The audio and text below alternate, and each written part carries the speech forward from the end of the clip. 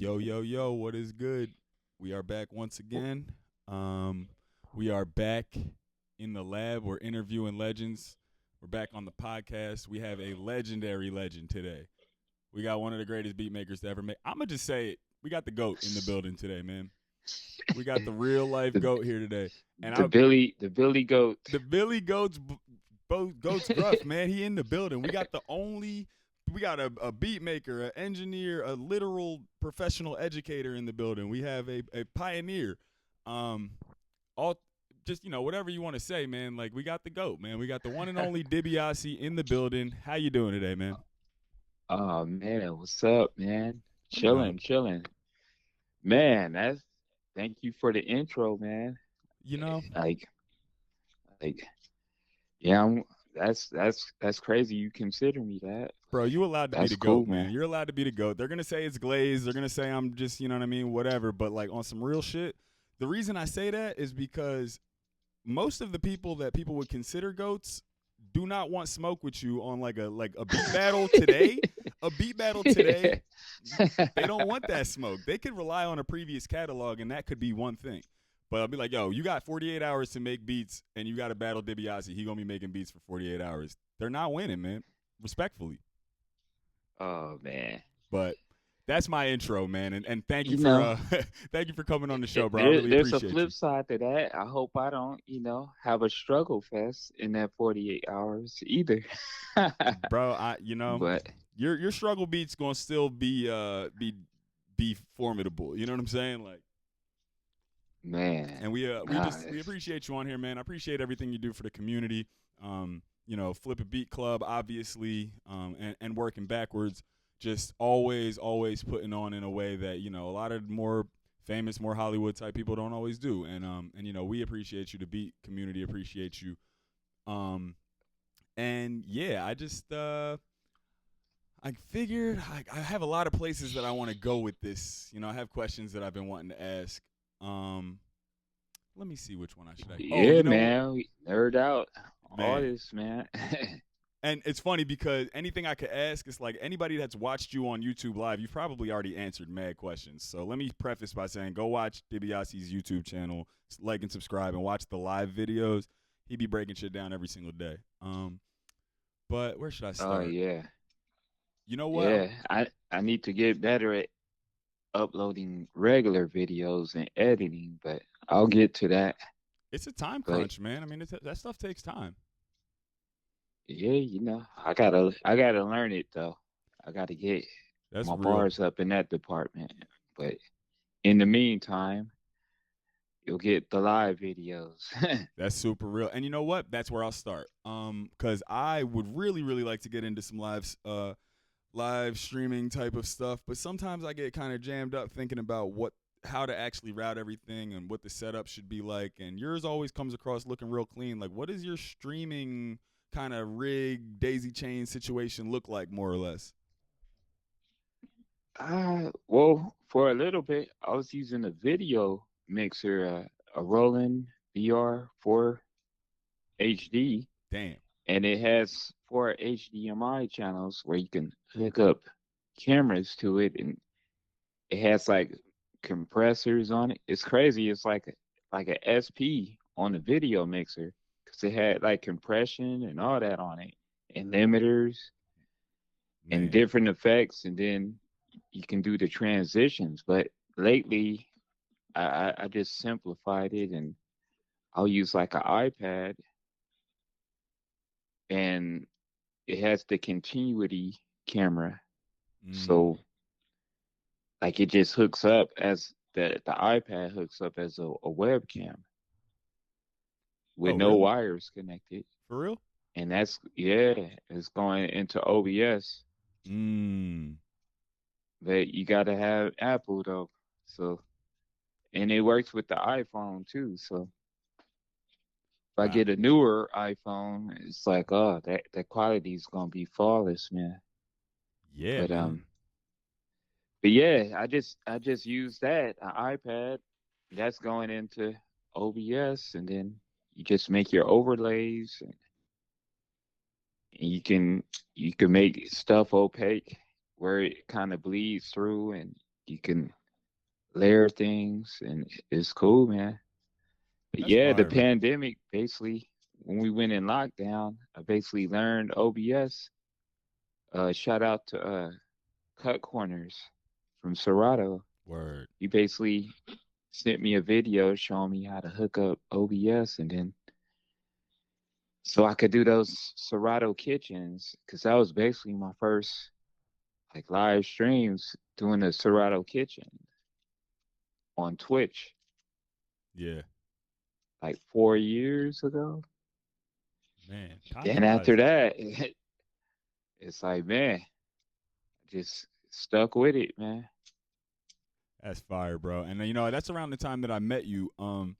And well, first time I ever met you was at that show at bottom of the hill or top of the hill. What the spot in SF, the Quelle joint with Homeboy. Oh, snap. That's crazy. That was right before the That was with right. Homeboy Sandman. Yup, right before the pandemic, man. I'll never forget. And That's crazy. yeah, we met briefly, and then I met you again. You and Architect were at World of Stereo up in Ah, was that Sac? yeah, the I think that flip was Sac. sessions. Yeah, yeah, and I'll never ever forget, man. Me and Curb walked in, and I was like, oh shit, I think that's Dibia E, and you looked over at me, or no, Curb was already there. Me and SideQuest, somebody, and you were like, yo, you're cute, right? You had that show the other day. I was like, how the hell did this guy know that? Like, you're tapped in, bro. Your level of tapped in is very, very crazy. I'll never forget that as long as I live. But Oh yeah, man. It's like I be popping up to shows, and I tune in to different stuff. I stick around, and I try to stick around to the end of the show, peep everybody out, yeah, man, all that absolutely. good stuff. Absolutely, and it works, man. It shows because as many beat scenes, smaller versions, and communities across the country as we got out here. I said it the other day. Sac got to be the capital, the beat maker capital of America right now. But a lot of it has to That's do with that. I crazy. swear to God, man. Who's gonna say they That's not? crazy. Because y'all have like the intentionality behind it. People support each other. People are always actively trying to learn. It doesn't seem like senseless hate or competition or anything. Like y'all build together. And I need to stress that so people can learn from that example. That's crazy because when I first moved here from 2010, Mm, from LA, it was, man, I was getting homesick. Like, I right. ain't gonna lie, dog. Like, the only place was so collective where, they would have like events, like open mics, and they would have occasional nights for producers called slaps. And Mm, that would be like maybe a couple of times a month. And other than that, it wasn't nothing really. I had a booking agent for a little bit, yeah. and I would get booked like at Press Club and the Townhouse, but some of those were like more electronic shows. And it was like, man, but I would probably do like one or two shows if I was lucky in Sacramento. Wow. And then it was times I had knowledge out here. Like, I had an office space. He would stay a couple of weeks, and we would try to do shows at Soul Collective. It'd be Yeah. like 15 people at Nigga, that shit. what? Bro, you got to He- be he- kidding me. I bullshit you not. This 2012. Wow. Quele, he stayed like a couple of weeks at the office space. We recorded Two Dirt for TV there Wow. in Sac, and we tried to do a few shows in Sac. That wasn't that crowded at the time. Mind Design, he was chilling. And then years later, once motherfuckers got hip, like we even had a show with Sam I Am. It was me, Knowledge, Sam I Am, Guilty Simpson, and What? House Shoes. What? It was probably 40 people there, Oh dog. my God, bro. That's And the just night crazy. before, we had the show in San Francisco, and it was popping. Yeah. Then, like, I don't know, Sac wasn't ready then, man. I'm Wow. like, but like that year you said with the Quelle and Homeboy Sam at that year, that's when I noticed that I started getting booked more for shows in Sac. Mm. Like, they had Teves come out to Harlow's. And I was on the bill with them, and then the following month, I'm like, oh snap, I'm doing like multiple shows in Sac. Okay. Then like right after the Homeboy Sandman Quele show, that's when we went in lockdown for Yeah. 2 years. Yeah. And then once everything opened, that's when I started doing the flip sessions at World of Stereo. Cause I was like, man, like, bro, we got to do something. I can't be going to Oakland or SF or all the way to LA just to get my fix Yeah, for the man. beats. So like once we did that, I was doing the flip sessions, and then mine started flip a beat, and then that was like the following week. So it was like, okay, we got a little something like consistently, like twice a month.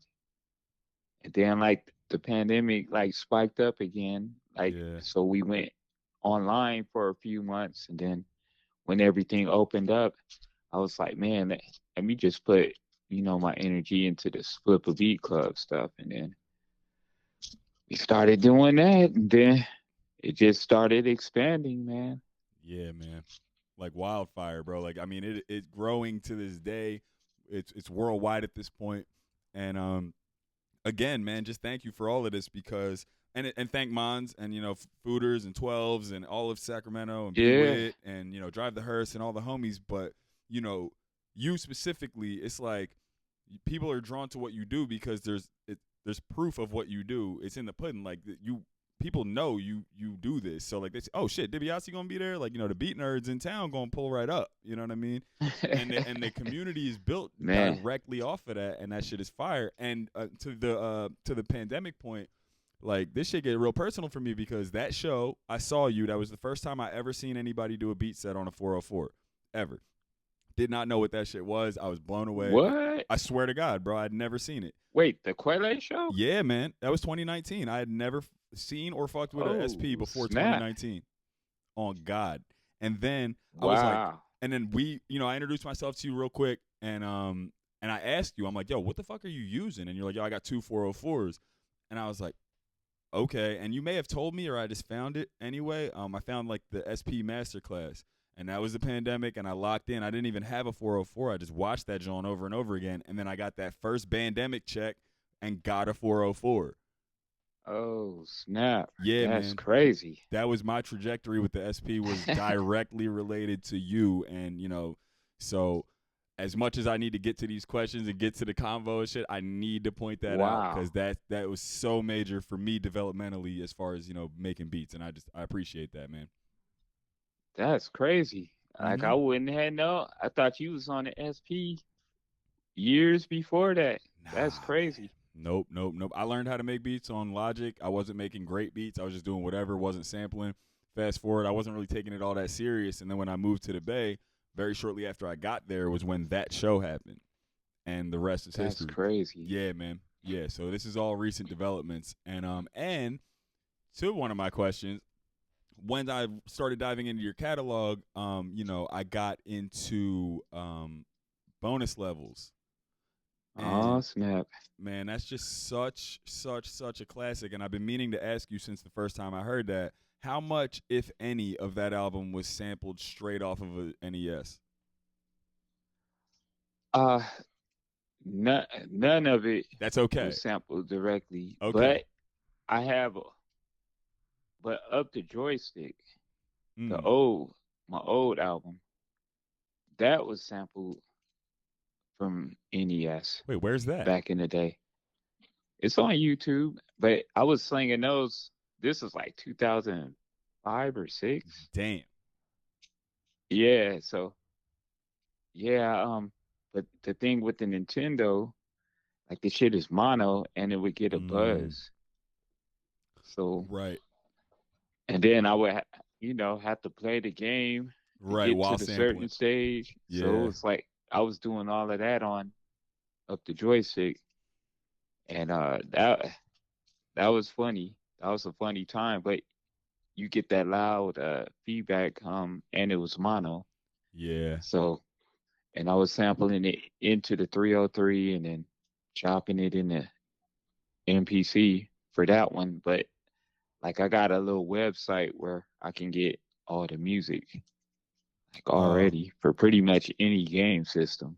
I think I know the site you're talking about, but we not snitching over here. But I feel you. I think I know which one you're talking. Yeah, man. That's what's up, Yeah. man. That's really really dope. And it got games in there too, so you could put the game emulators in there too. That's tough.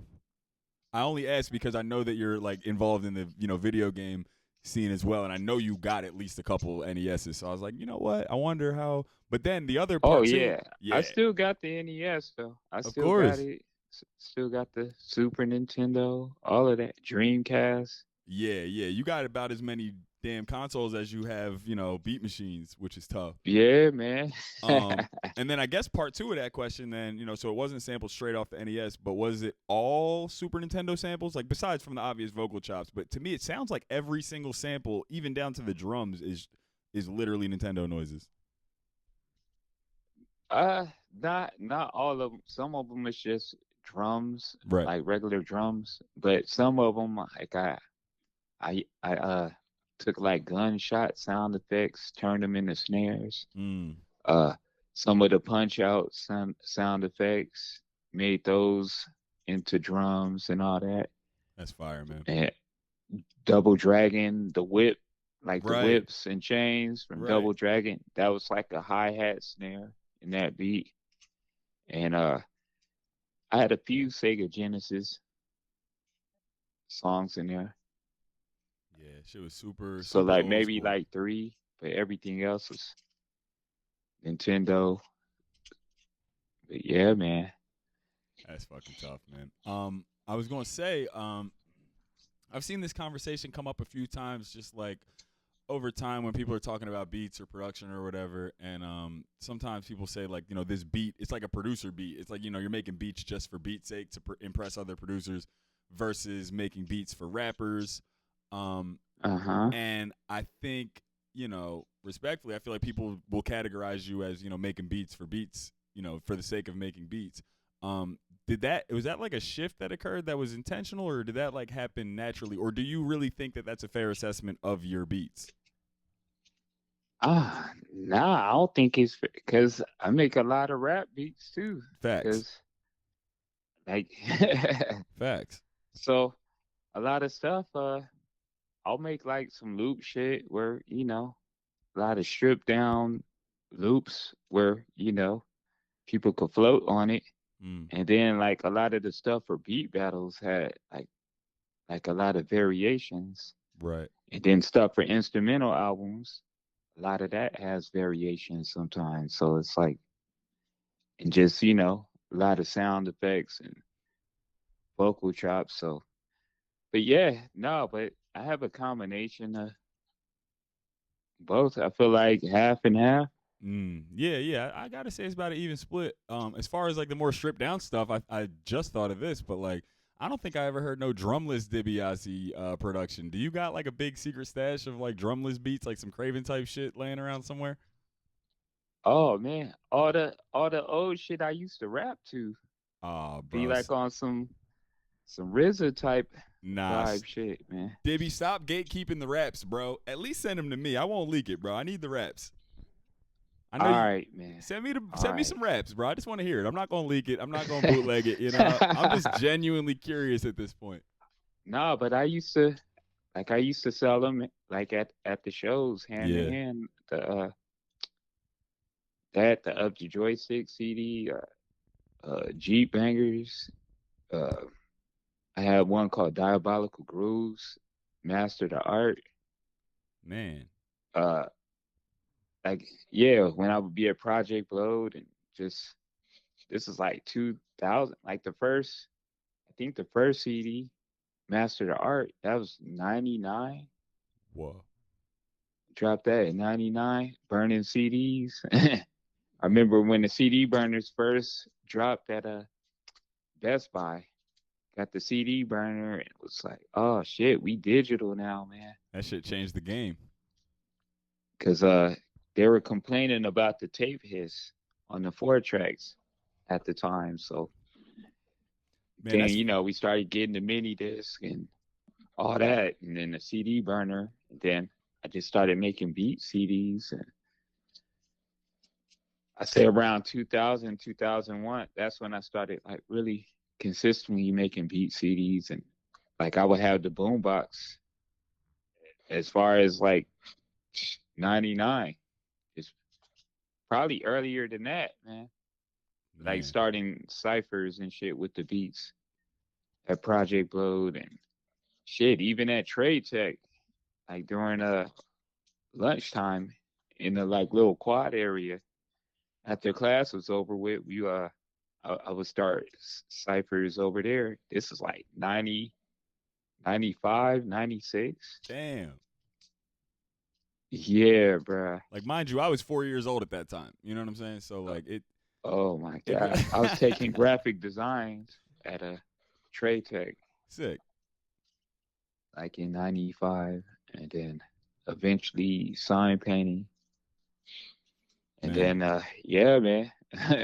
I was this, doing that this shit for is deep, man. a little bit. Shit is deep. And you know what? Actually, I'm glad you mentioned Blood because not that I was there or aware at the time. But that was like early to mid 2000s, and I guess you said you moved to Sac around 2010. And that there was like Uh-huh. kind of a gap in that beat maker scene. How poppin' was the beat maker scene in SoCal like before, like right before you left? Like let's call it 08, 09. Like was it still moving the same way? Yeah, I feel like it was at its peak in '08, Mm. '09. Like I kind of moved at the peak, which was crazy, but I felt like it was like a lot of shows going on. Like like it was Beat Cinema that would pop. That was like it wasn't like in LA like it is now. It was like in Rosemead at the time. Okay. So it's like a little distance, not that far, but it wasn't like in LA Right. like Airliner was.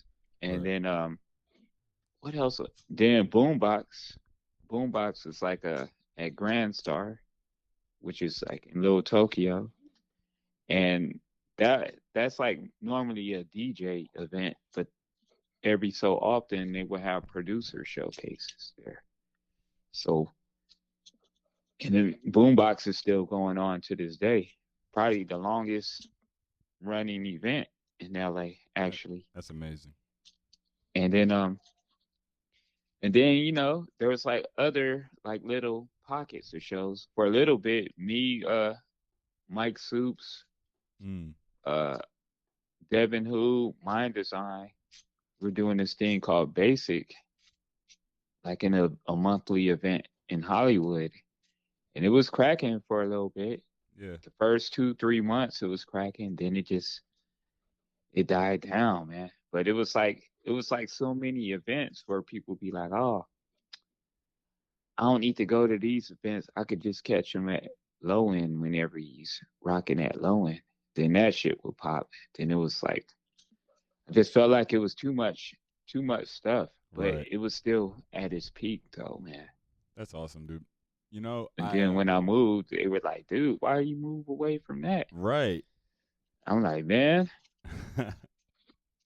like like I felt like it was a distraction because you would need to go out damn near every night because the blow was on Thursday, low end was on Wednesday. Then some stuff on the weekends, boombox is on a Saturday. It was like, damn, I need to kind of get locked in and just once I moved to SAC, I got locked in because it wasn't too much right. going on at the time, and I don't know.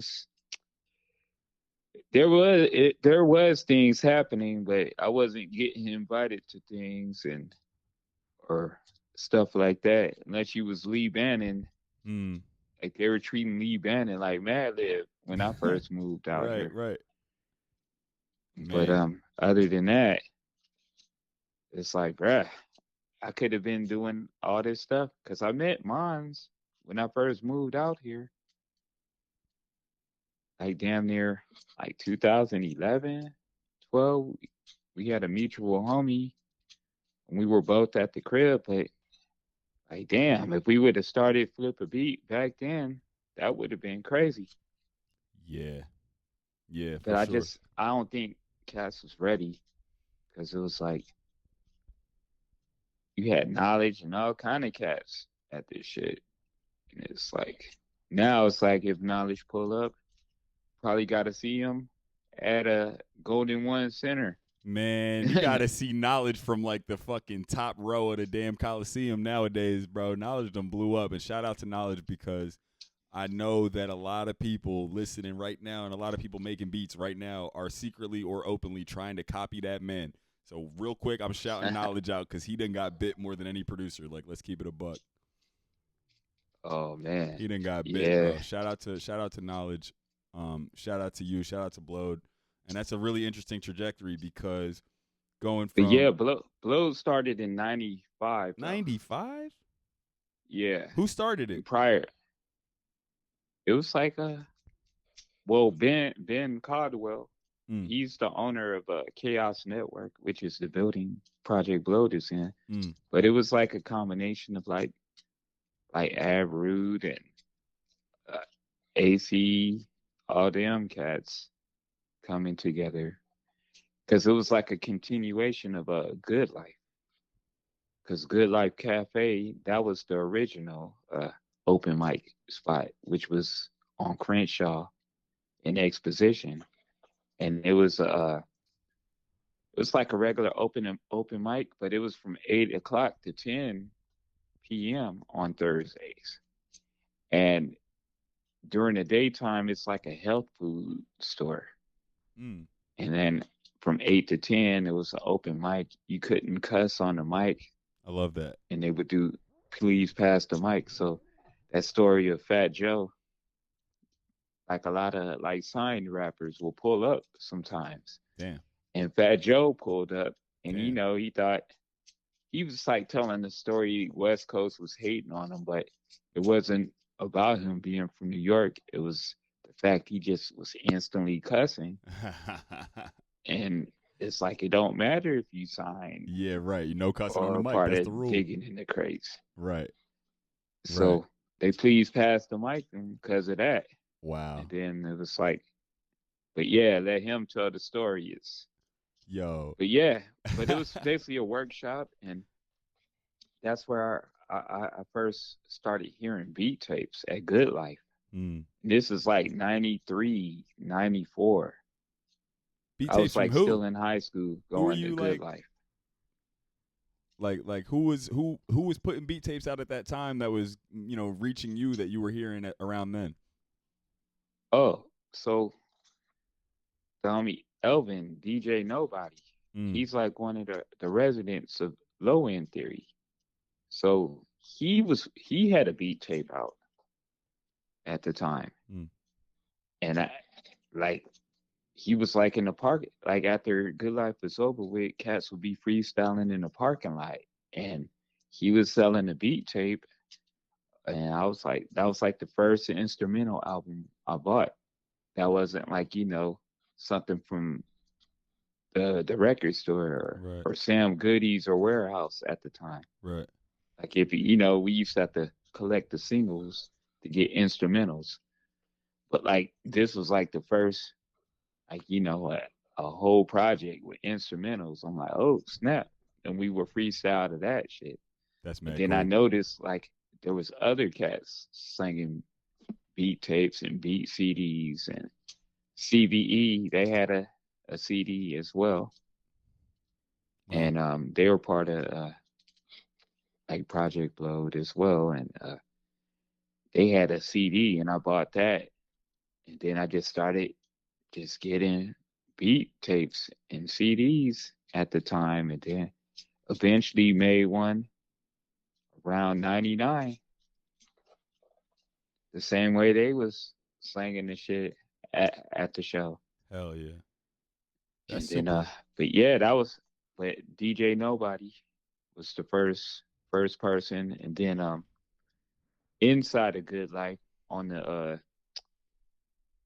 it was DJ Fat Jack and who else? Somebody else was playing beats on a DAT machine inside there. But they were playing like beats that was original. I was like, oh shit. I ain't never heard this on the radio. They were sampling like jazz records. Well. And then that was getting me intrigued in making beats. And then some of the cats at my high school, like Raj G went to my high school as well. That's amazing. And and at lunchtime during auditorium, in the auditorium at lunchtime, it was like a talent show. And cats will be performing, like rapping and shit. And a lot of them were rapping over original beats. Some of them dudes were in our class.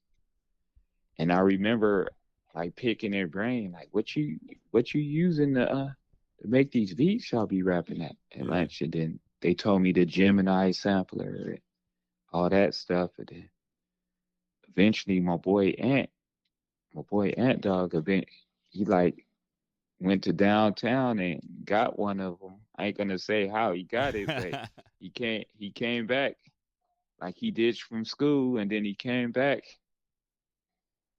to he came back to school the same day. So he ditched out and then ditched back in Hell yeah. with the sampler in his bag. That's a real one. And then he was like, "Yeah, yo, Scotty," because they used to call me Scott in high school because I used to hoop. Like I'm a Bulls fan, you know that. Yes. So they would call me Scotty because we all used to hoop on the same team. And so I hear somebody calling me, and then he came in the class and he opened up the duffel bag and he had like a rack mount sampler, Wow. Gemini sampler. And then I just started going to his crib like damn near every day after school, man. Just fucking with the beats, and then eventually just started buying drum machines from the pawn shop, and the rest is history, man. Damn. That's amazing, man. And then you said, first of all, real quick, shout out to the fact that we're 10 episodes deep and we finally got some Fat Joe lore. I feel like that's really podcast shit right there. I'm glad we got a Fat Joe story on this shit. I don't like that's crazy as hell. Oh yeah. But but that's what's up. And then you said you were starting to get stuff from pawn shops, and one of the questions I really had was about the fact that you use so many different devices and DAWs and things like that. And excuse me, it's interesting because some people I talk to, like I just talked to August Fanon, he like, bro, I've been using FL for over a decade, and that's it. I'm like, damn. And like, there's no wrong answer, but like, you'll use damn near whatever, and make heat on it. And I was gonna ask, what do you think are some of the things that are universal, like between DAWs and devices and whatever you use? Like, what are some of the things that you know to look for, no matter what you're using, that allows you to use them well and make dope beats on anything? Shit, step sequencer. Hmm. Like, ironically, I used to hate the drum machines with the step sequencer back in the day because you couldn't turn the quantize off. Right. So it's like eventually I started looking for drum machines where you can, turn it off and get the loose fill. And then, Ableton got the 16 step layout. Machine has the 16 step layout. Yeah. Your MPC has a 16 step layout.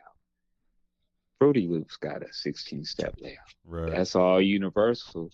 Right. So you just gotta know your placement, because it's like, man, your drum machines, and then something universal with drum machines, there's always a shift button. Like you got to hold shift button and then it unlocks a sub menu. Facts. Pretty much for any drum machine. Like the new 404s has like the shift button, the OPXY shift, Ableton Move, like pretty much all of them. The KO2. So it's all universal, man. It's like after you understand one, but for the longest I didn't even mess with DAWs. Right. So I didn't start using Reason until 2007. And after I started using Reason, and I was like, damn, like it took a week to learn it. Like I was I didn't really like mess with computers too much. And but like once I learned Reason, like maybe a week or two, I entered one of the beat battles and ended up winning with the Reason beats I was making. That's Because fire. prior to that, I was using the MPC, and it was like a lot to get them transitions on the MPC Yeah, 2000. yeah, But once I got on Reason, it was like way easier to do transitions like that, and the fact that you can do automation. I was like, oh man. And then after that, it was like, okay, this is what I've been missing out on. Then I just started combining the MPC with Reason, and then it was like Voltron, and eventually started messing with Machine, and then I learned Ableton. Like shout out to Knowledge. When he was in Sacramento, he gave me a crash course on Ableton, like the 2 weeks he stayed out here. wow.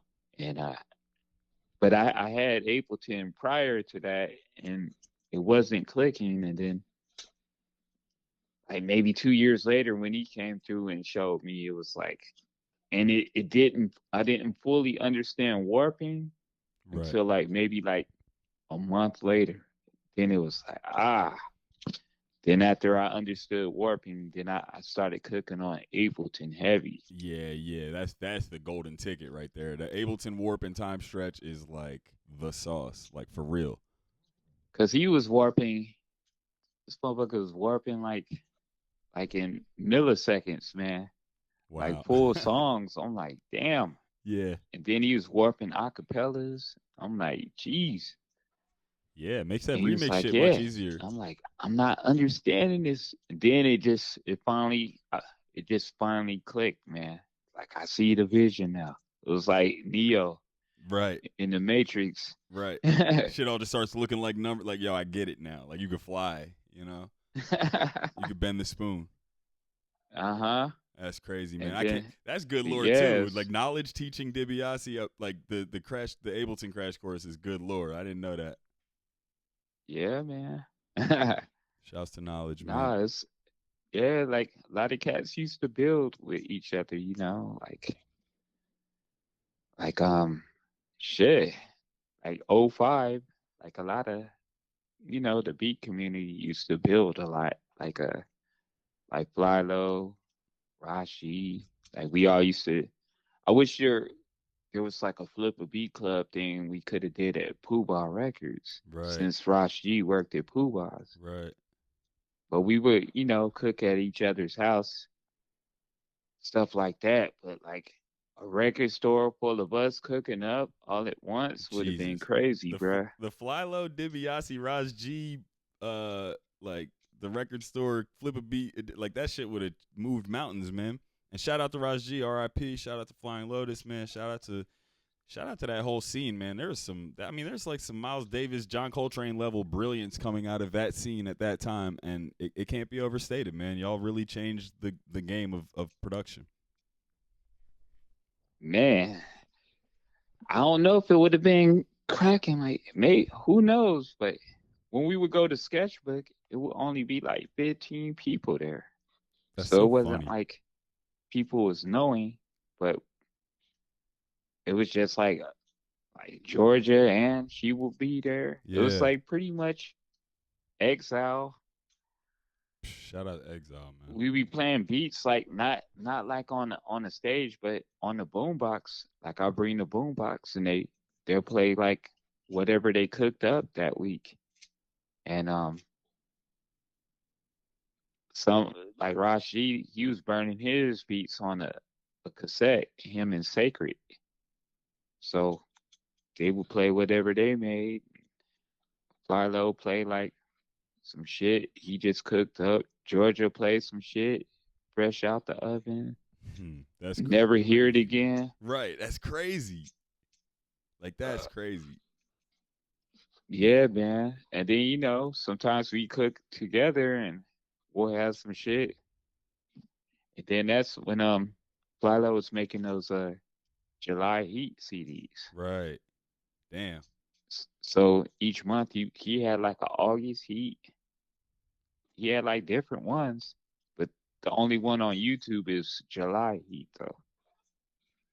Man. But I think I have I have a lot of that, like somewhere. Man, yo, tap in with me, bro. I gotta pull up directly on you. You gotta show me some of this archive shit because you know too many people. You've worked with too many people. You know, like you got some hidden gems going on, man, and that's crazy. Shout out Flylo. I know he's probably directing a feature length film right now or something like that. But whenever he's not, if I ever get his contact, I need him on the pod, man. We need all these people, because it's a lot of game to be shared, and it's like you said, y'all used to meet up, like it's a communal thing, and teach each other and like build together. So I really think that's super important. Um, I wanted to say Yeah, man. too, it seems like you learned from a lot of SoCal producers, and now you live in Northern California. Do you notice like a big stylistic difference between Southern Californian and Northern Californian production? Uh, as far as the Mm. beat shit, Yeah, not really, but like like the up north sound is like the shit that be slapping, right. like where they be turf walking, that kind of shit definitely sound stands out, out here. And but I'm noticing in Southern Cal more now, like especially with the Kendrick album, man, Yeah. and just like a lot of the younger cats be like it almost even some of it sound like Detroit too. Mm-hmm. Yeah, there's a big Like connection. some of the younger Detroit cats, like LA and kind of got Detroit. that sound too. And the Bay and Detroit are cousins too. I mean, I learned a lot about Detroit from living in the Bay somehow. You know what I mean? Like people were putting me on to like Rio de Young OG and shit like that when I was living out there. I'm like, why is the Bay and Detroit like so connected? Um, but yeah, there is a sound like that. I only ask because I'm East Coast, West Coast, whatever. So there's an obvious difference between East Coast production and West Coast production. But people don't really realize, like people out here don't really realize how different Northern California and Southern California really are. Like people from the East Coast be like, "Oh yeah, you out in Cali," and it's like, well, yes, but there's multiple different. Like Yeah, California takes up like 7 East Coast states. Like it's different worlds. cause it's like a lot of the Bay cat they make like the beat shit we make in LA type shit, but they also have an extra layer like Mm. 89 for example. Shout out Like 89. he'll play like he got that beat shit, the slumper shit, and then he'll go into that turf walk shit. Yeah, And then he could do house shit as well too. So man. Shout it's out like it's a lot of 89s. variety, man, That dude is a in the beast. Bay for sure. I seen Yeah. I seen that fool at Donut Lounge in New York. Him and Nanfiero and Big Daddy Chop and all the homies pulled up, and I watched his set at Donut Lounge in Brooklyn. And the only thing on my mind was like, bro, I would never want to do a beat set after this man, ever, ever, bro. He had the crowd going crazy. People were dancing, like, yo, the chicks were loving it. I'm like, this is crazy. Like, I couldn't. Yeah, he knows how to, pace he's taking them through different levels, man. Yeah, variation within the live set is very important, and I know that you do that a lot. I go back to your boiler room a lot, and then that other one I forget why it's on the tip of my tongue, but a couple joints, and like, yeah, you really take it from the boom bap to the straight up drum and bass and house and footwork and all types of stuff Oh yeah, man. in like equal Yeah, measure. nah, it's like I like a lot of that stuff, broken beats. Like Yeah, I like a lot of that stuff a lot, man. And it's like I'll try to dabble in it a little. I need to lock in more in that chamber though, yeah, we need the 'cause Full House album. It's fun to make. Yeah, yeah, yeah. It's fun to listen to, man. If you got to listen to something a million times because you're making it, sometimes you might want to dance a little bit. You might want to have some fun in the stew. Um, Yeah. I Nah. was thinking because back to like I said, I learned a lot from your 404 masterclass video. Which anyone listening who hasn't watched that, just watch it. Whether you have a 404 or not, just watch it. And that was centered around a dual 404 setup. Like you had the OG and I believe the SX. And I was gonna ask, do you still have like a real use for a dual 404 setup, or does the new one work well enough by itself for you because of the added buses and stuff like that? Yeah. So basically, the added buses, you got to think the four buses is like four separate 404s. Yeah. So it's basically doing a job of four SPs in one box now with that bus effects. So that's why I was doing the dual SPs because I was like doing some processing and resampling, dump it back, Mm-hmm. and it just made sense to do that. But yeah, but like, And there's no need for a dual MK2 setup. nah, but I had dual MK2s for I had a couple of long sets, and Right. then I wasn't able to transfer a certain project, so I just had the other SP had all the up tempo stuff in it. And then it was like, man, instead of like changing the complete project and Right. stopping the set, so that was the only reason. But other than that, you don't need two though. Yeah. Yeah. No, that's super fair. You know what? I'm glad I got you on the phone right now because the it's crazy because the older 404 when you play a sample from maybe bank A and then you play a sample for bank B, you can play both. But on the new joint, it cuts it off. It's like a built-in automatic mute. Is there any way to work around that? I haven't noticed that This shit drives me because I be nuts. in I be in DJ mode though. Right. Wait, making beats in DJ mode? Oh no, no, no. Right, right, right. So when you making a beat, so Yeah, you yeah, like saying when you make a beat? right, like say I got a sample over here that like I'm kind of fucking with, or like I resampled some drums to one pad, but then say I chopped this sample in a different bank. Like on the old 404, you could do that. On the new joint, if you try playing something on two separate banks, it just cuts off. Yeah, I don't really like. I'll do my drums on bank A, and then I'll have my samples on bank B. Mm. So I try to organize it like that. But you're doing And pattern mode. I used to the TRX mode. Oh, right, true that, true that. But that's still pattern. Okay, okay. So that is the workaround ultimately is to just use pattern mode. I'm going off on a tangent because I just noticed it earlier, and I know you're the guy that you can ask. I'll never forget we was walking through.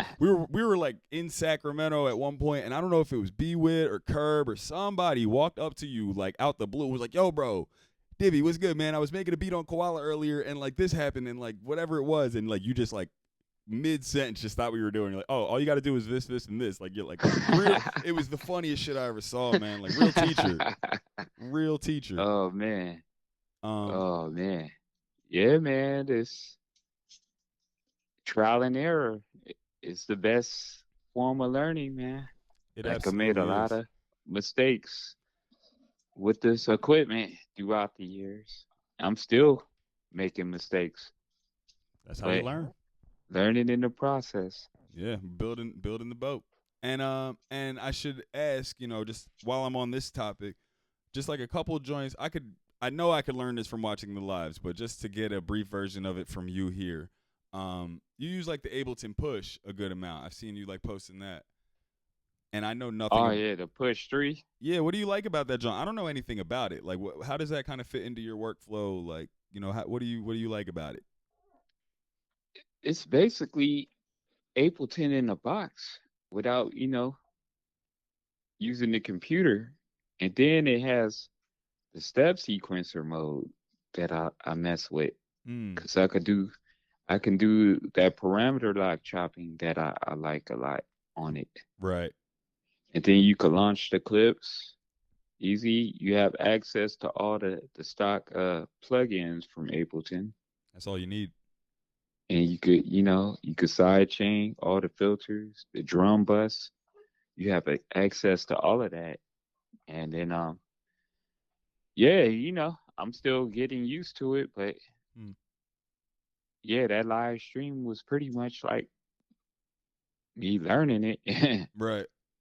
In real time, but But it's like, yeah. it's more menu diving now than the Mm, Ableton Move. mm, Like Ableton Move, I navigate way quicker, but it's no limitations on the Ableton push mm. other than your return tracks. You can only do two return tracks. That seems like enough. Yeah, but I have an Ableton template where I have like maybe three. So it's like, but it ain't like it ain't that much of a, Right, it's not make or you break. know, Can I ask a you what three hindrance. returns you use? Like, what your three returns, or is that too much secret sauce? What's up? Can I ask you what three returns you have in your Ableton default thing, or is that too private? Oh, that's cool, man. Yeah, Like you said you like had a one of the template. sends is a high pass.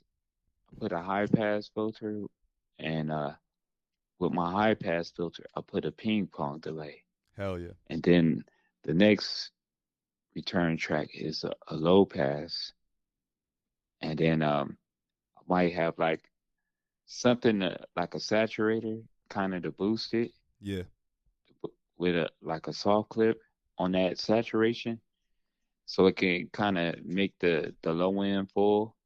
And then the third send, I have like a LFO filter.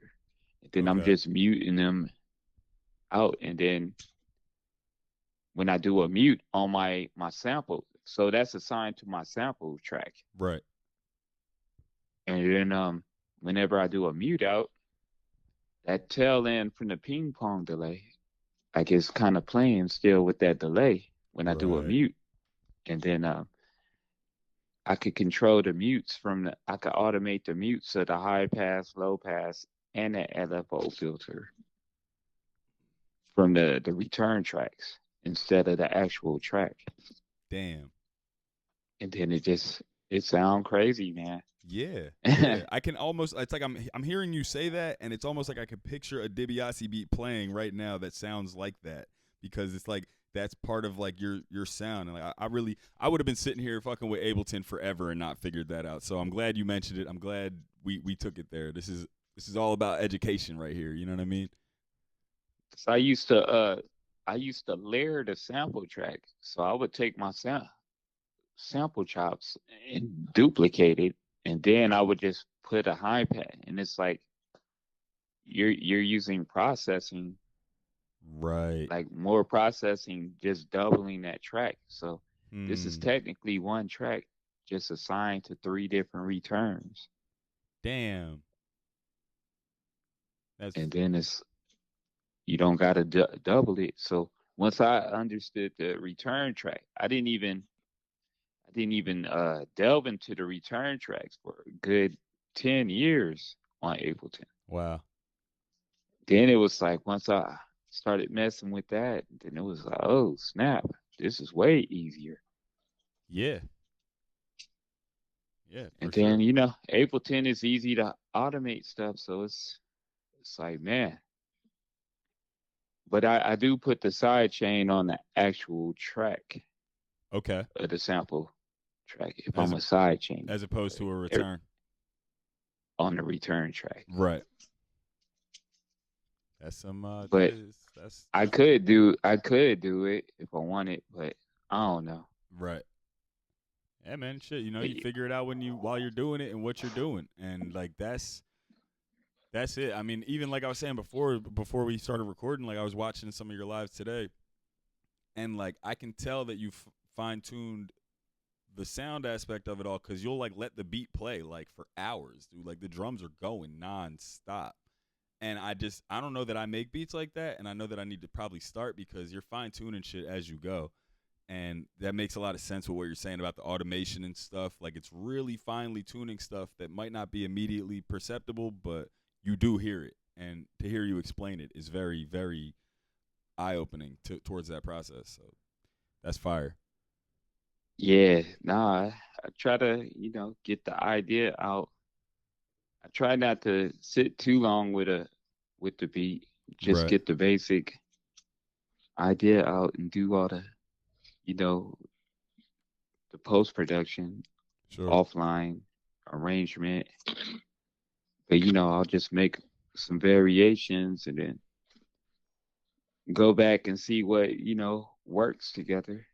Hmm. It's like you can make like a quick like 8 clips on Ableton or whatever drum machine, but I'm not going to use all 8 of those patterns, I might maybe use like four of them because they might flow together. But Right. sometimes I'll be making like four beats in one project Right. sometimes, and then it just, yeah, man.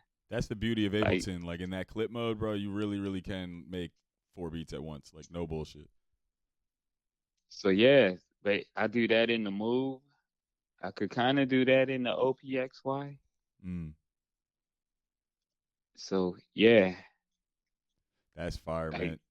That but Ableton yeah, sauce is like that very that update was kind of game changer, man. OPXY update. Yeah.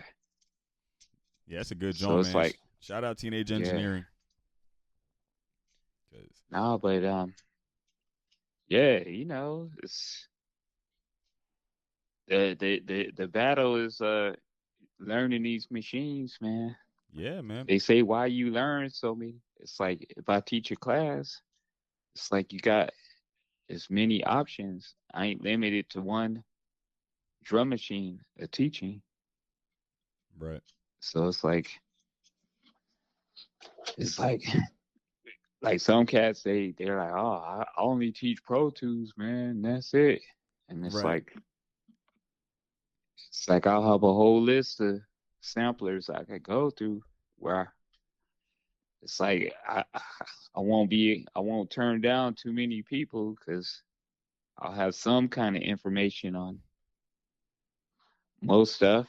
Yeah. Maybe not the Octatrack, but Mm.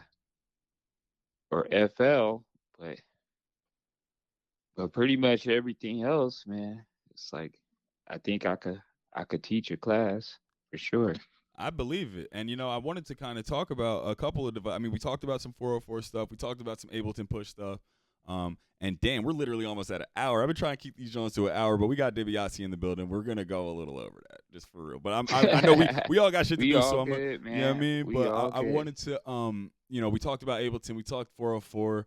I briefly wanted to go into like your MPC history, like what type of MPCs you Word. started with, and like why what attracted you to keep going through the models. I mean, obviously you like devices, so you're gonna get the MPC anyway. But like, what do you like about MPCs? Where'd you start? Where you at now? That's funny because cats they be assuming I'm the 404 man, Hmm. and I kind of started with the MPC. So when I hear cats clowning the 404, I'm like, dude, I probably use the MPC more than Now, to be fair, more than you. your bio does say half man, half 404. I'm just, Yeah, that's but true. but as I you were need to saying, change it. I ran out of space. It's like half man. It should be just half man, half sampler. I right? guess at this point You're now. like one But 15th OP1, 115th. You know what I mean? It's like you like all type of shit in there. yeah, when I first got on Twitter though, I wasn't using that many samplers Right, when right, I right. first got on Twitter. But yeah, man, I started in '97 with the 2000, and then I got the 2000 XL like 2005, six or seven, something like that. The Mm. 2000 finally clunked out, Uh, and then I got the XL, and then when I first moved to SAC, 2010, John Wayne let me use his 3000 for 3 or 4 months. I let sick. him use the SP12, and then I was cooking on the 3000 for a bit. Some of those beats is on Sound Palace, Hell yeah, love that album. and then shit, what else? I got an MPC 1000. It was funny how I got that. It's like one of the homies I would hoop with at the gym. He was like, "Dog, I got this 1000. I don't even be using it. You want it, dog?" Whoa. I was like, shit. Yeah, Like, yeah, yeah, yeah, yes I do. man. And like, you sure? He's like, yeah. Nah, I know you'll do some shit with it, man. So yeah, so I started cooking on that. Then eventually got the Live 2, and then I got rack samplers, had the S950, the S900. That's advanced. Yeah, man. So it's like the S900 is like the rack version of the MP60. Got the same sound engine, but you just Oh, okay. gotta MIDI it to a sequencer, Man, which is like your 2000, or you could MIDI it to machine or anything that sequences. S nine And hundred is crazy, man. I almost bought one of them. I used to be on NPCstuff.com just looking at shit I did not need to buy, bro. The S900 was always staring at me. I was like, I want this for no uh, reason. I don't even know what to do with it. see, when I got it, it was pretty cheap, man. Yeah. Now it's up there, man. That's why I'm never getting rid of my 2000. I know that shit gonna be worth like 10 bands one day. I don't know. You could find them cheap, man. For now, bro. But think about it, if you try to get a TR 808 right now, you're dropping 10 bands, like a original 808. Oh, I got a story for you about that, Tell me it. dude. The TR. So one of my boys from back in the day who I rhymed with and all that, his name was Chevis. He had the TR 808 Mm. when I first met him, and he was. This was kind of near the time I bought the SP12. I bought the SP12 like in Lancaster, and the homie was like, "Yeah, my boy, I think he got an SP1200 at his crib." So he hit him up and he was like, "Oh yeah, I got an SP12. It's not a 1200." I'm like, I don't care. I want it. Right. This is like 2001 or two. And shit, I ended up going to the crib. He was like talking about 150 at the time. And then when I get there the next day to buy it, his homie was there and he was like, "Oh man, this is the drum machine De La Soul made all the albums." I'm like, "Dude, if you don't shut the hell up." Then he was like, "Yeah, they made all the classics on this." And then he was like, "Oh man, I gotta sell it for 200." But Damn. I was ready to pay 500 for Right. that shit, or 5 or 4, whatever, dude. This is Whoa. like 2002, man, Whoa. hella early before the hype beast was in the mix. Yeah. But he sold it to me for 200. I'm acting like, yo, damn, dog. But I'm inside. I'm like, Right. Like hell hell yeah. yeah, this is Came up. still, bruh. Came up. Highway robbery. But the fuse box on the back of it was missing, so you couldn't power it. You couldn't turn it on. But I took it to this electronics shop on the way home from Lancaster, and they fixed that shit in a week. It was like $100, so it's like 300. Still save money. Yeah. But years later, I had to invest. Right. Like, man, it took that spot like a whole year to fix the shit. Like Whoa. when I lived in Sacramento, and then it was like I probably spent like another 1,000 in repairs. Wow. So it's like I eventually paid like Damn. like damn near the price. Right, for But it's inflation and all like, that. and it still ain't 100% right. So it's like I'm good on that shit. But Yeah. like, but near that time though, after I bought that shit, remember I told you I used to hate step sequencers. Yeah. And my homie, he loaned me the TR 808, and it was like it wasn't like in perfect condition. You had to wrap a rubber band around the headphone jack Hmm. because they had a short, but the shit worked. And I was like using it, made some beats that sound like some footwork shit way Yeah. back in 2003. Yeah. And then like I just sampled the sounds. I don't need this shit. I could just sample the sounds, have it in the MPC. And then he was like talking about he was about to sell that shit. And I was like, damn, for like 150, dude. Psh. And I'm like, man, I was like this close to just keeping it in the family so he don't Oh sell it to man. somebody, and just in case he wanted to cook on it again, it's Yeah. here, bruh. Yeah. But I should have just did it, dog. Oh, my He heart is ended up broken. selling it to somebody at Project Blow, dog, God damn. for 150. 150. Yes, Jesus, bruh. where are they now? I need to know where that Oh, TR-808 is right now. man. That shit is somewhere halfway across the world for some bread. Uh, it's Yeah, okay, man. You bruh. can't win them all, bro. We get I could have wins. had that motherfucker We as win a some shit. We museum lose some piece, shit. dog. Oh my That's rough God. though, man. That That is shit fucking makes my rough. stomach hurt talking about this. Like I Jesus see Christ. that shit.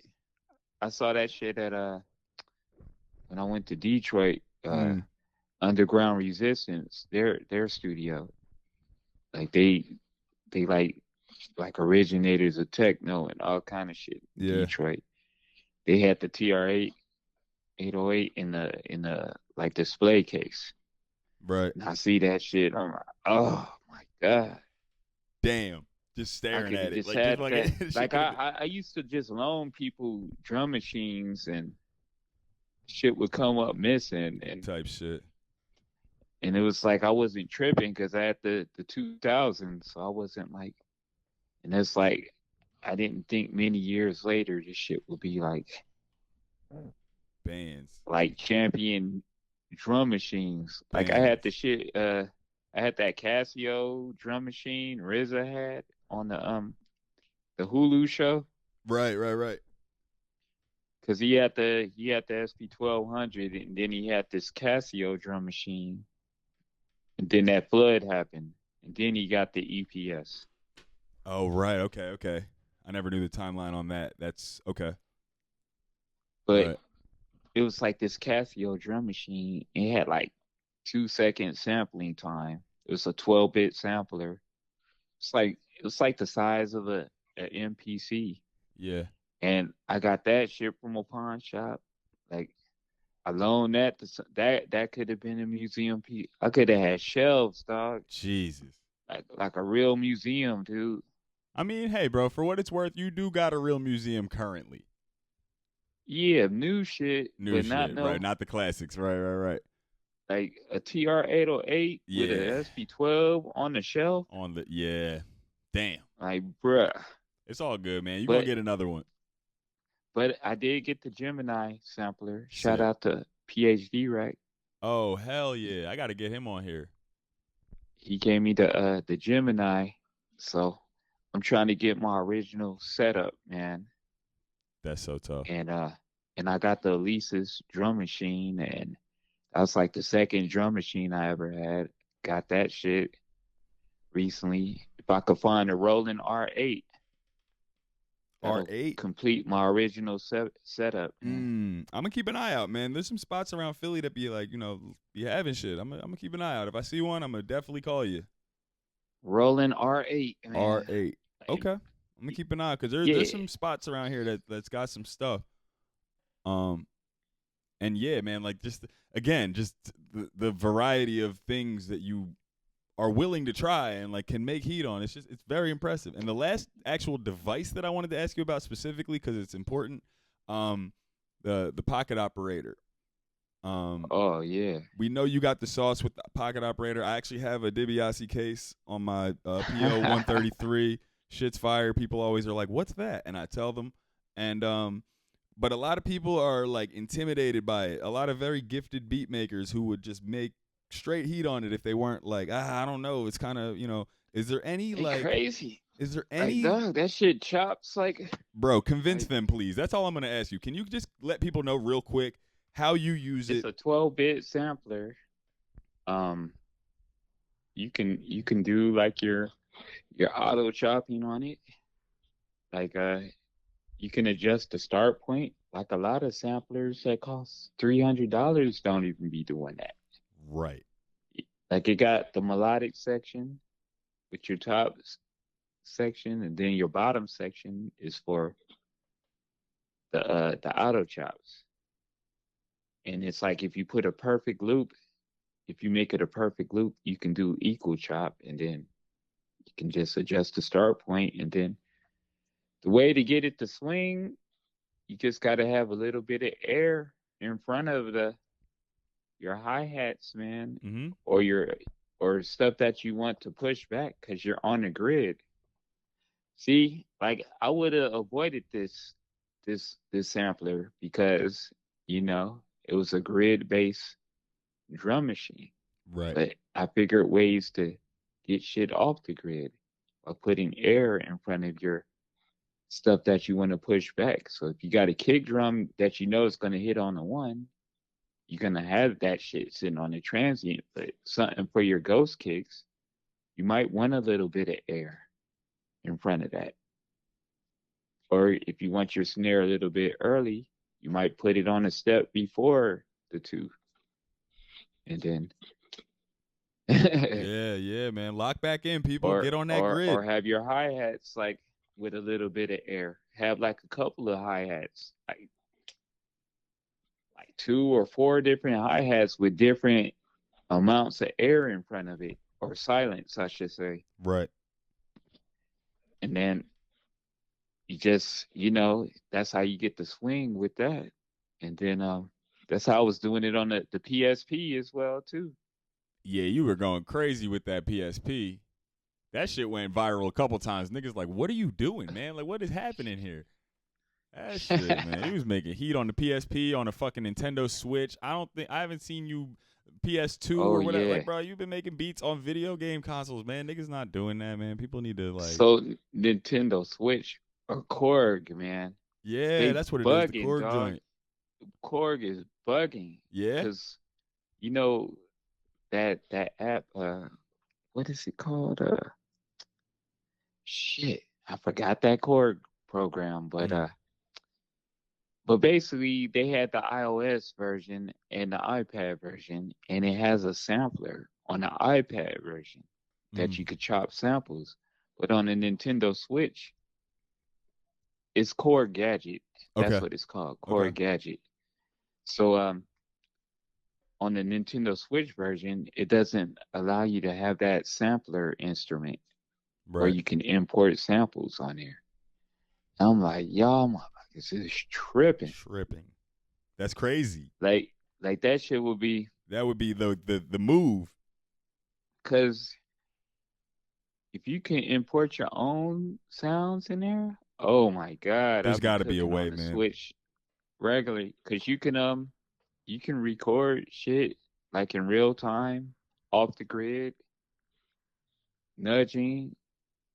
It's like it's crazy, man. Look, man, let me not get too ahead of myself. And I know that this is a hot mic, and I know I'm not the one running the show around here, but I know you know people. Let me just say that. Y'all might got I to don't get know in the lab. nobody at Gut. I don't know nobody at Nintendo But or you could. Korg. Like, you know people in Japan. You know people Oh yeah, at Roland. You know what I'm saying? I'm just saying. You could probably make some people meet some other people, and but that's neither here nor there. It's none of my business. But the Dibia E video game for the Nintendo Switch 2 will do numbers, and I said it here first. I said it here first. Don't let anybody tell you that I didn't. If Timberland could get the Bro, the PSP game, don't get me started on Timbaland, man. I was trying to avoid talking about Timbaland. Me and Dose One were talking about Timbaland yesterday or 2 days ago. Man, man, I don't even want to say it. I'm trying to keep it positive. But all right, let's keep it positive. Let's keep it man. positive. But what I will say, because I had this thought earlier, I will say this. I had this thought earlier, and I was like, I'm not going to say that. I've been trying to chill. I'm not trying to be an instigator. But I think in terms of this music shit and the humanity that goes into it, I feel like you are the opposite of Timbaland, if that makes sense. Like, that fool is sitting there somewhere trying to dehumanize this shit to a point that is just truly disgusting. And you are taking things that are, like you said, on a grid, more rigid, meant for something else even, and just like reinvigorating what we all love about this hip hop shit into it. And I think you are, in the most respectful way possible, the opposite of Timbaland. Oh man. But that's a sidebar, man. That's a side note. I'm going on a tangent, and we did go over an hour, and I do want to ask 3 more questions, and I'll keep you all good, man. I appreciate you, dog. I got to get on a damn train. I got all kinds of shit I got to go do, but we got the goat in here. We wait in a second. And thing one I wanted to ask you for real.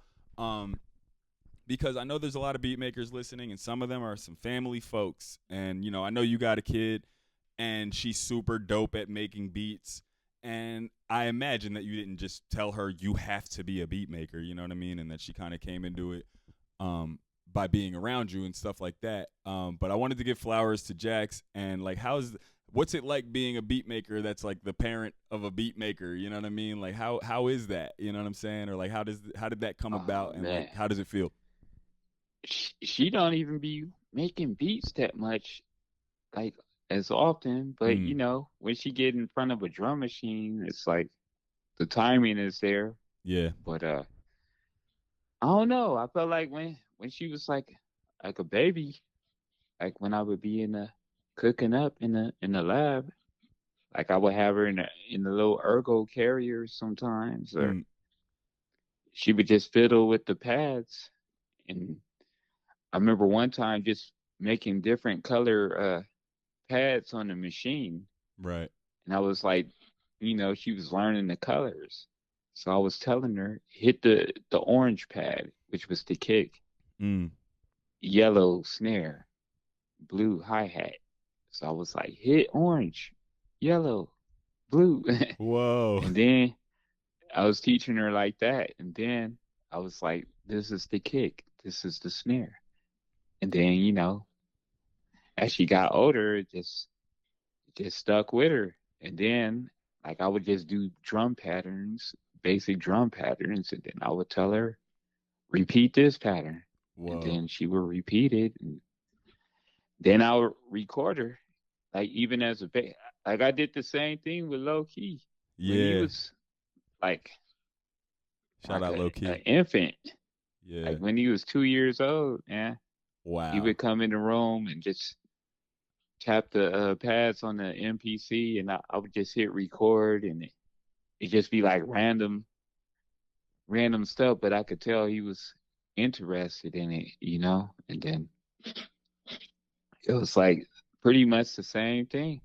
That's so cool, man. You like that's the real mark of like a good teacher, bro. You can make this make sense to literal young children, and I'll never ever forget pulling up.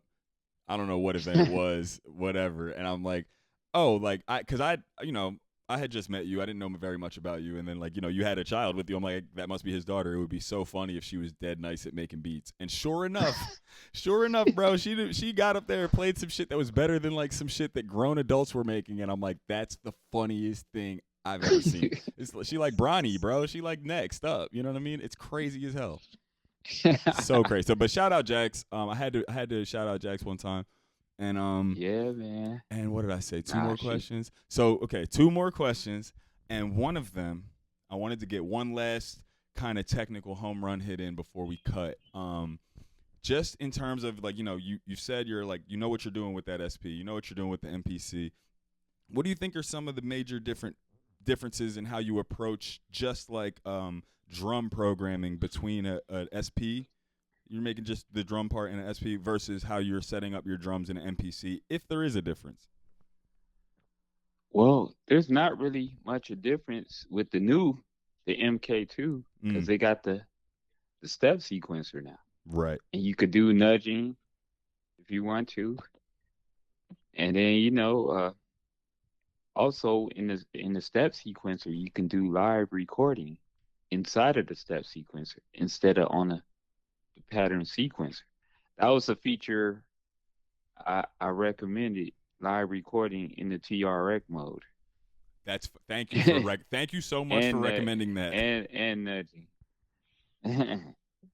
But really, the live record in the SP, that's yeah, man. That's the But sauce. yeah, because like on the old SP, when you used to record on the pattern sequencer, like it wouldn't loop all the time perfectly, Right. and it was like you had to, like it was weird, man. Yeah, you got to So fix it in post, kind of. yeah, and then also I would do the resampling method a lot of time, a combination of resample method with the drums. Right. And then it's like I don't do resampling in the MPC. Right. Like, there's no resample method with the MPC. Well, not the older ones. Although You can with the new joint. it can do resampling. Right, but it's not the same. It don't hit the same way. Well, you can do. I do a form of resampling when I plug up the P6. Oh, that's a whole Yeah, other that's a whole nother damn. beast, man. That's another one that So I didn't look up because I knew I would try to buy it, but I want the one. P6. So the 404 MK2. I don't know. Damn, nobody. See, now you got me thinking about something. Uh I huh. wonder if the new MPC Live 3, if you could hook up the 404 MK2 to the MPC 3 through the USB. Seems like you should be able to. Cause the live 2 you can't do it because of Oh, the bit rate. It's like it's not compatible. But with the P6, I could hook up the P6 through the USB port on the interesting. live 2. Oh, that's very And interesting. then you go to preference on the MPC and set up the audio interface as the P6. Right. So instead of playing out of the MPC, you're playing out of the P6 and you're sampling directly into the P6.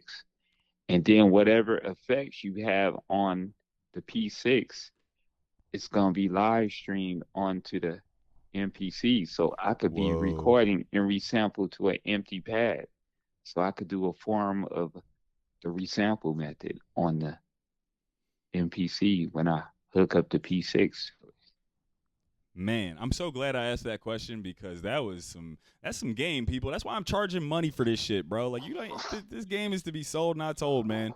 And that's like so insightful. And I have a video of that on my YouTube.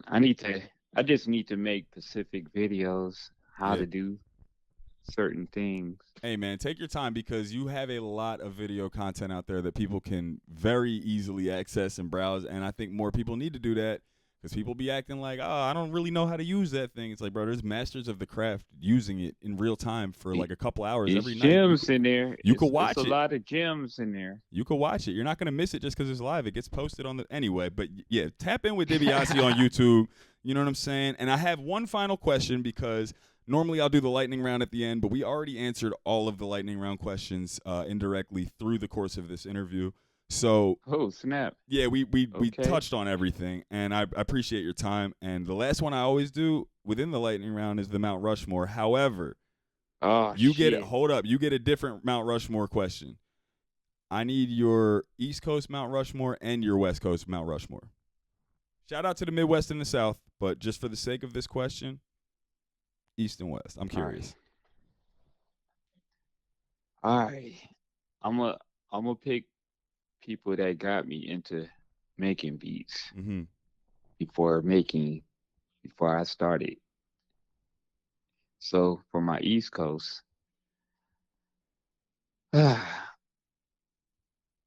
Tribe Called Quest, it's like Q-Tip, all that. That was influential Hell yeah.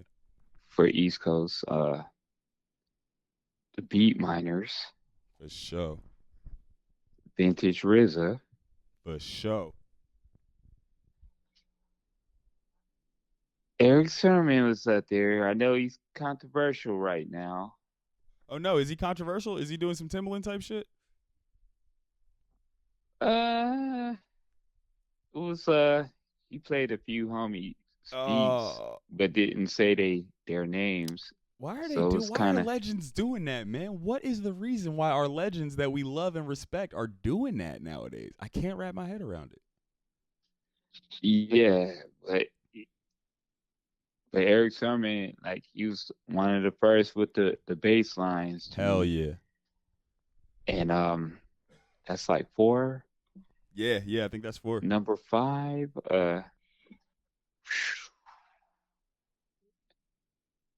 man, it's gonna be tough for my fifth one, man. Man,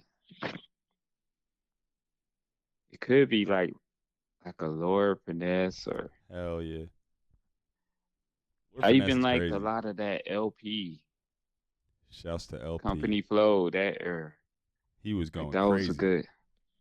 That Company Fun Crusher Plus, that like I liked a lot of that production too. That was ASR 10, right? Yep. He was Yep. going crazy. Shouts to LP. And now I'm on West Coast. Yeah. Battle Cat. Absolutely. For sure. I listened to like Ice Cube's first 2 albums, America Most Wanted, Death Certificate, craziness, man.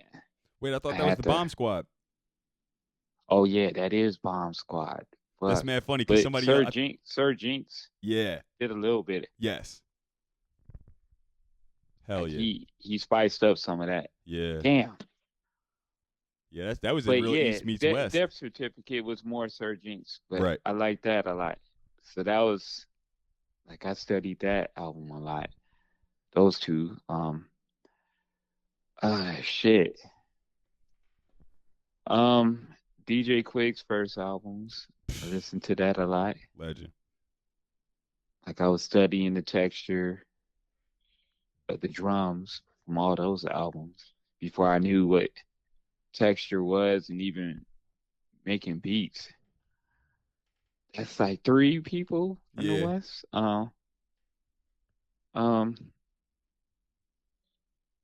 NWA. I need to get some new people though too. I feel like, but I said before I started making beats. Right, influential. So, okay. Like Dre was doing all that NWA stuff. Yeah. So, yeah, Dre for sure.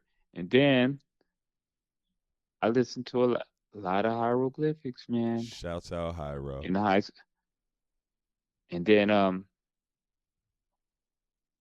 listened to a lot of Freestyle Fellowship, man. Shouts out Freestyle at Fellowship. the Blow.